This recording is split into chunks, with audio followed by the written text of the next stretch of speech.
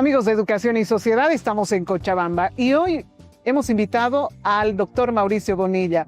Él es experto en salud digital, en manejo de inteligencia artificial, es CEO de Saluta, docente universitario, además es impulsor de normativas de inteligencia artificial en Chile, Colombia, España, y queremos traerlo también a Bolivia para que nos ayude en este tema. Doctor Bonilla, gracias por estar en tierra boliviana. No, muchas gracias a ustedes por la invitación. Feliz de estar en la tierra boliviana. Conocí a La Paz, estuve en algún minuto de vacaciones en La Paz, pero bueno, estoy ahora conociendo Cochabamba y bueno, hoy publicaba algo en una red mía más personal, que amanecer con las montañas siempre te evoca otras cosas, así que me encanta cuando veo el amanecer y hay una montaña allí, así que bueno, muy agradecido. Doctor, ¿cómo está la medicina en el mundo con la interacción de lo digital, de lo tecnológico y particularmente de la inteligencia artificial? Bueno, yo creo que para responder esa pregunta debemos situarnos en los desafíos que tenemos hoy en los distintos sistemas de salud. Entonces tenemos el primer desafío que enfrentamos, que posiblemente en Bolivia sea menor en este minuto, pero en 20 años será un gran problema, es el desafío de la longevidad y el envejecimiento. La sociedad está envejeciendo y con el envejecimiento viene la cronicidad y la fragilidad. Eso trae un enorme problema para los sistemas de salud que no están preparados para esa creciente demanda de servicios. El segundo problema que tenemos en general en el mundo es el problema del acceso. Vemos desde Europa hasta América problemas de acceso a diferentes especialidades, llegamos tarde a hacer tamizaje clínico, llegamos tarde a prevenir, llegamos tarde frente a muchos eventos por ejemplo el cáncer o enfermedades infecciosas, estamos llegando tarde. Y el otro gran desafío que tenemos es finalmente también la infraestructura que rodea los sistemas de salud. Quiero decir que no nos alcanzan los hospitales, no nos alcanzan los centros de salud, no nos alcanza el ladrillo, digamos. Entonces tenemos que pensar cómo nos salimos del ladrillo, cómo llevamos la práctica clínica a la casa de las personas, cómo resolvemos ese problema de que alguien tenga que cruzar la ciudad entera, ir de La Paz a yo no sé dónde, luego y volver, coger un avión a veces en algunas ocasiones para que lo pueda ver un especialista. Eso a esta altura el partido nos tiene que no solo sorprender, sino preguntar, ¿es necesario? Porque además yo tengo un amigo ecuatoriano que dice, yo cada vez que voy al cardiólogo, el cardiólogo nunca me toca. Y me dice, bueno, ¿será necesario que lo hagamos presencial? Entonces, si no me va a tocar. Bueno, pues es parte, digamos, los desafíos. Y para entender entonces el momento de la medicina, hay que entender esos desafíos y luego ahí añadir lo que está pasando. El futuro no es que la inteligencia artificial esté para el futuro, es ahora. Estamos implementando sistemas de inteligencia artificial en el mundo. Y lo peor que puede pasar es que los países y los sistemas se queden atrás en ese desarrollo. Ese es uno de mis llamados más urgentes, sobre todo en América Latina quiero decir, sobre todo en los países desarrollados. Necesitamos inversión allí, y no estoy hablando de grandes conglomerados, sino estamos hablando de formación, de acercar la tecnología a las personas en términos de entender lo que pasa. Porque si no vamos a tener una medicina de primera en las grandes potencias del mundo, ¿cierto? El 60% de las patentes hoy de la inteligencia artificial están en China y Estados Unidos. 60%. ¿Vamos a estar en manos entonces de la tecnología estadounidense y China? Eso nos debería preocupar. Entonces, y 100 empresas tienen el 40% de la inversión en inteligencia artificial. ¿Nos debería preocupar entonces también esto? Estamos en un momento en el que no es un momento del futuro, es un momento del ahora. Es un momento en el que tenemos que avanzar, no importa lo atrás que estemos. Es cierto que para ese camino deberíamos empezar con digitalización, con tener ficha clínica digital, interoperar, avanzar, ok. Pero podemos avanzar en paralelo formando profesionales y sensibilizándolos frente a lo que está pasando. Doctor, estamos en una situación en la que hay diferencias marcadas. Los alfabetos digitales y los analfabetos digitales. Hoy los chicos que se están formando para ser médicos no conciben la medicina sin el uso de la tecnología y es más interactuando con la inteligencia artificial. Y hay una generación de los analfabetos digitales o que se están alfabetizando digitalmente. ¿Cómo hacemos ese cambio? Porque esta camada de médicos llega con esa fuerza tecnológica a un sistema de salud que es analógico todavía. Pues yo creo que ahí el concepto es la brecha digital. Hay efectivamente una brecha digital que a veces pareciera más grande, pero cuando uno va a la práctica puede ser menor. Sin embargo, me alienta lo que tú me dices. Porque si tú me dices que tú ves en los médicos que están a tu alrededor, en los hijos, en la gente que tienen ustedes al lado, que están utilizando la tecnología, me da un sentido de esperanza único. Porque me muestra que efectivamente están viendo a la tecnología como aquel aliado que tienen que ver. Y respiro, porque digo, qué bueno, porque efectivamente son esos médicos los que en 20 años los van a atender. Así que qué bueno que ellos están avanzando. Oye, sí, tenemos una brecha y seguramente una desmotivación desde los profesores, ¿cierto? Desde este mundo, como bien dices tú, analógico, diciendo, oh, eso no va a servir o esto tal. Yo a ellos les tengo una mala noticia y es que ya está pasando. Por más que digan que no funciona, está pasando. Tenemos un sinfín de metaanálisis, tenemos desarrollos permanentes en muchos países, tenemos desarrollos aquí al lado, o sea, Argentina ha desarrollado una visión importante en inteligencia artificial. Brasil hace parte de los países, junto con India, que ha hecho una escalada importante en formación en inteligencia artificial. Entonces, la peor de las partes es que estos médicos, como tú los llamas analógicos, pues van a tener que abrir los ojos porque esto está pasando. Y por más que digan que no sirve o que les quita empatía o tal, la medicina, la inteligencia artificial en medicina, la medicina genómica, son medicinas y personalizada, es una medicina que está hoy avanzando en el mundo. Doctor Bonilla, ¿cómo se está empleando la inteligencia artificial hoy en día en la medicina? ¿Por qué le hago la pregunta? No solamente en el caso de medicina, sino hay una conceptualización general que la IA está viniendo a robarnos nuestro espacio. ¿Cómo se está interactuando y cómo se complementa? ¿Cómo comenzó con la inteligencia artificial analógica, después evolutiva y ahora con la generativa? Muy bien. Sí, básicamente tiene que ver con la evolución propiamente tal de la inteligencia artificial. Pensemos, un buen ejemplo que lo acabo de presentar en el Congreso es un metaanálisis que sale de Escocia y los 10 años de historia de cribado de retinopatía diabética. La retinopatía diabética, es decir, la enfermedad en la retina provocada por la diabetes, es una de las principales causas de ceguera en el mundo. Entonces, entender, o sea, prevenir pronto y hacer diagnóstico precoz de retinopatía diabética hace la diferencia. Tener gente ciega de no gente ciega. Los esquemas de retinopatía diabética, los programas de tamizaje de retinopatía diabética en Escocia cumplieron 10 años y empezaron con estos procesos analógicos, de sistemas de expertos que se llaman, ¿cierto? Que luego derivaron a la inteligencia artificial analítica. Y es que yo le enseño a la inteligencia artificial, a un sistema, a un software, cuál es una imagen normal de una imagen anormal. Hoy, con la inteligencia evolutiva, ese proceso que yo antes era mucho más plano, hoy le agrego variables adicionales y aumento la precisión del diagnóstico. Aumento la precisión porque entonces ya no solamente estoy viendo esa imagen, sino estoy considerando otras variables.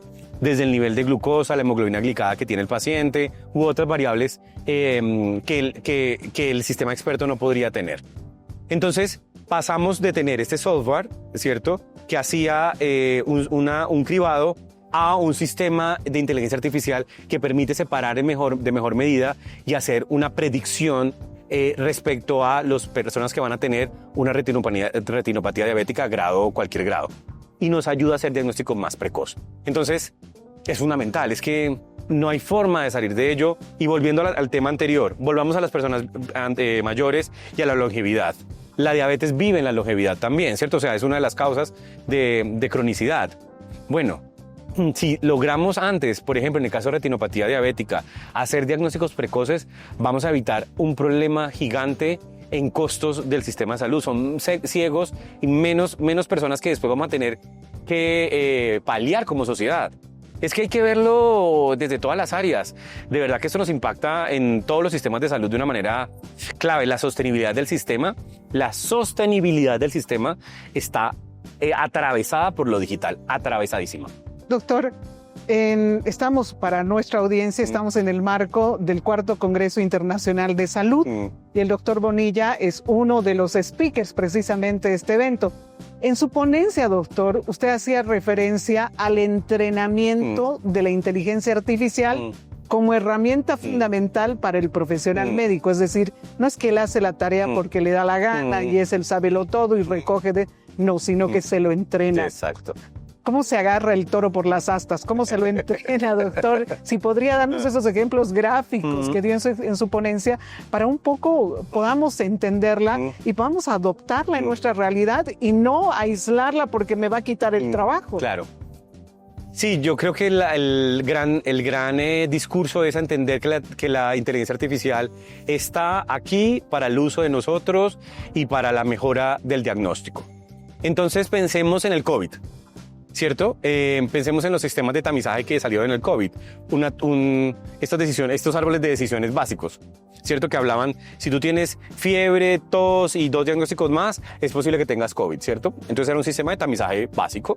¿Nos sirvió? Claro. Evitó que mucha gente fuera al hospital innecesariamente, evitó que la gente pues se quedara en su casa. En fin, fue algo fácilmente, ¿cierto? ¿Qué le enseñamos al árbol de decisión?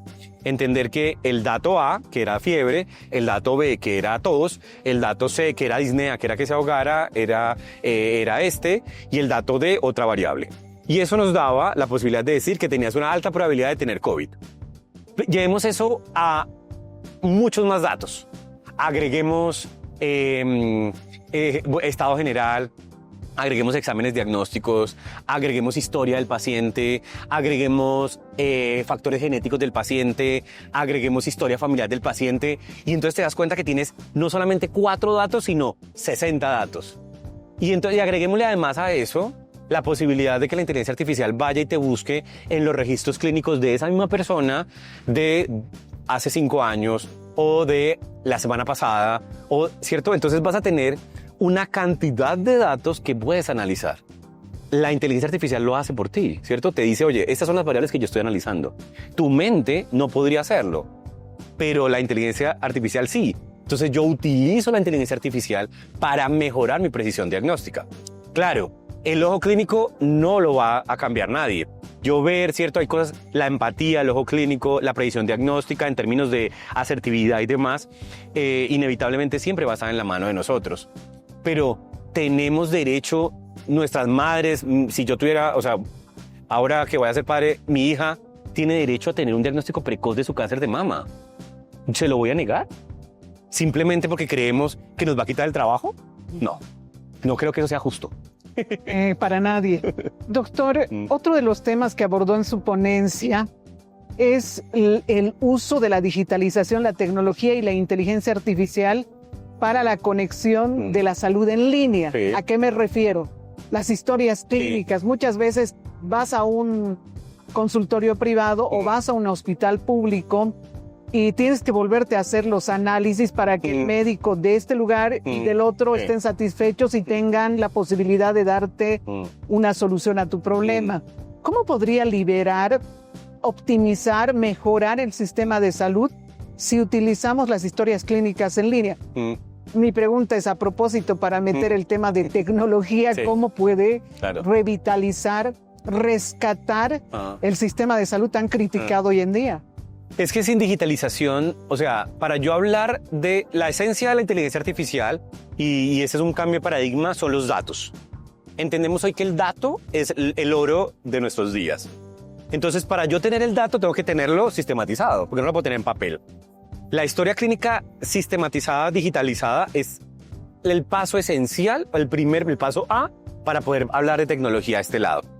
Y lo que tú hablas de interoperabilidad es la capacidad que tiene ese dato de viajar a otro sistema y que ese mismo dato sea interpretado de la misma manera en el otro sistema.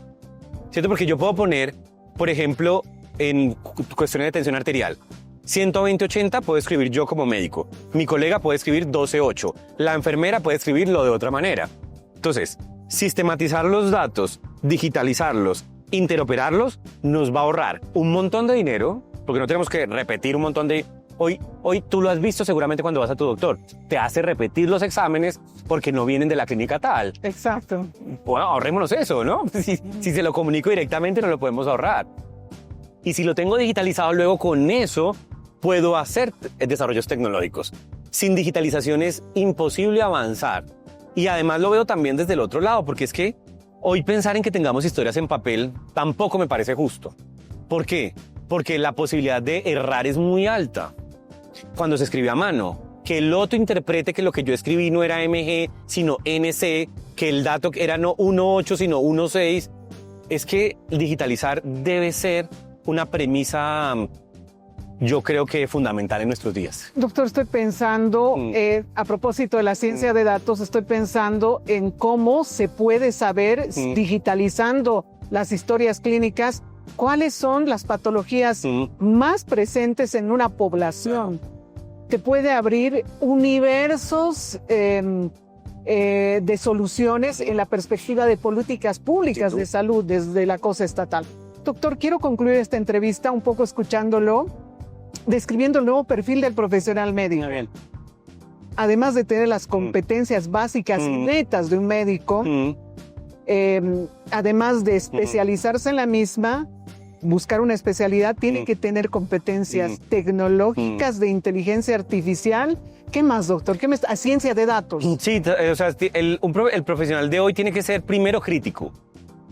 Porque debe entender que en la inteligencia artificial hay lo que se llama transparencia y fiabilidad, y ahí tenemos que hacer énfasis.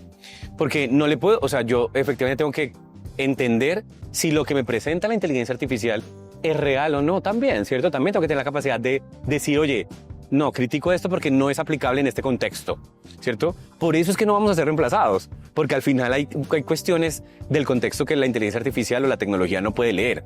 Entonces, lo básico a mi entender primero es la capacidad de ser crítico. Después de eso, pongámosle otros elementos. Pongámosle inteligencia artificial, sí o sí. Por favor, estudiamos inteligencia artificial de manera urgente todos. Por lo menos para entender qué es. No te digo que aprendas a programar. Mejor si aprendes a programar, que eso es más difícil, seguro. Pero entender cómo funciona esto para desmitificar cosas, ¿cierto? Para quitar esta visión. Segundo, entendamos la salud digital, que eso es clave. No solamente la inteligencia artificial es un elemento. Pero estamos hablando de los wearables, este ejemplo que doy, ¿cierto? Que yo pueda tener, en lugar de que vaya a ir a un hospital, ¿cierto? Puedo atenderme en mi casa, tener el tensiómetro, el saturómetro, todo disponible, estar conectado, digamos, de alguna manera, estar en mi casa. Esa información viaja a un data, ¿cierto? A un data lake, y ese data lake me ofrece la información en una pantalla, y yo como médico sé que tú estás de esta manera y estás avanzando. No tienes que estar en un hospital para eso. Tenemos que vencer las barreras del hospital, o mejor aún, puedes salir más rápido del hospital y tener cuidados en casa. Entonces el profesional de hoy tiene que entender que su visión debe ir más allá de las paredes de un hospital.